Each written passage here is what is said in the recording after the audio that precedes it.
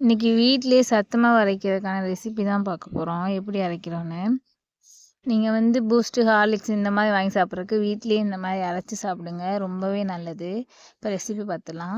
பூங்கார் அரிசி வந்து 1/4 கிலோ, பச்சை பயிறு 1/4 கிலோ, சம்பா கோதுமை 1/4 கிலோ, பார்லி 1/4 கிலோ, இப்போ கேப்பை 1/2 கிலோ, சோயா பீன்ஸ் வந்து 1/4 கிலோ, பொட்டுக்கடலை 1/4 கிலோ, கருப்பு உளுந்து 1/4 கிலோ, சுண்டல் வந்து 1/4 கிலோ, மக்காச்சோளம் வந்து 1/4 கிலோ, ரெட் ரைஸ் 1/4 கிலோ, சவ்வரிசி 1/4 கிலோ, வெள்ளை சோளம் 1/4 கிலோ, நிலக்கடலை 1/4 கிலோ,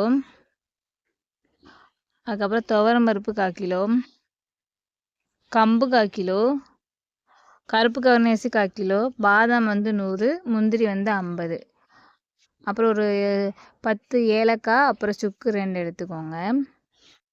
இப்போ இது எல்லாத்தையுமே அலசிட்டு இப்போ காய போட்டு எடுத்துக்கோங்க. இந்த மாதிரி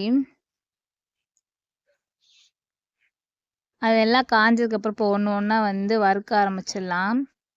இப்போ வந்து ஃபஸ்ட்டு வந்து பூங்கார் அரிசி, அதுக்கப்புறம் சம்பா கோதுமை வந்து இப்போ வறுக்கிறேன். அதுக்கப்புறம் இப்போ கருப்பு கவுனி அரிசி 1 பை 1 எல்லாத்தையுமே வறுத்து எடுத்துக்கோங்க. அதுக்கப்புறம் இப்போ கம்பு, இப்போ பாதாம், இப்போ சவ்வரிசி, இப்போ வந்து மக்காச்சோளம், இப்போ கருப்பு சுண்டல், இப்போ வந்து பாசிப்பயிறு. நான் இப்போ வந்து வீடியோவில் வந்து கொஞ்சம் பொருள் தான் வறுத்த மாதிரி காட்டியிருக்கேன். ஆனால் நான் முன்னாடியே சொன்ன லிஸ்ட்டில் இருக்க எல்லா பொருளுமே வறுத்து எடுத்துக்கோங்க. இப்போ வந்து கேப்பை வறுத்துக்கலாம். இப்போ இது எல்லாத்தையுமே வந்துட்டு வறுத்துட்டு இப்போ ஒரு துணியில் வந்து எல்லாத்தையுமே கொட்டி நான் நல்லா காய போட்டுக்கிட்டேன். நல்லா ஆறட்டும், அந்த சூடெல்லாம் போகட்டும். போனதுக்கப்புறம் இதை வந்து ரைஸ் மில்லில் கொடுத்து அரைச்சி எடுத்துட்டோன்னா சத்து மாவு ரெடி.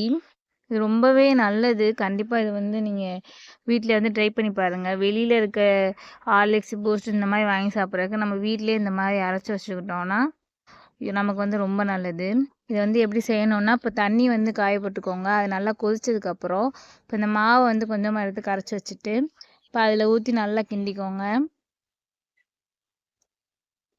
இப்போ நல்லா கிண்டிட்டு இப்போ உங்களுக்கு இனிப்பு தேவை அப்படின்னா நாட்டு சர்க்கரை சேர்த்துக்கோங்க. உங்களுக்கு எவ்வளோக்கு தேவையோ அந்தளவுக்கு வந்து நாட்டு சர்க்கரை சேர்த்துக்கோங்க. இப்போ வந்து ரெடி ஆயிரும். குடித்தா நிஜமாவே ரொம்பவே டேஸ்ட்டாக இருந்துச்சு. ரொம்ப ஹெல்த்தியும் கூட. நீங்களும் ஒரு டைம் இது மாதிரி செஞ்சு பாருங்கள்.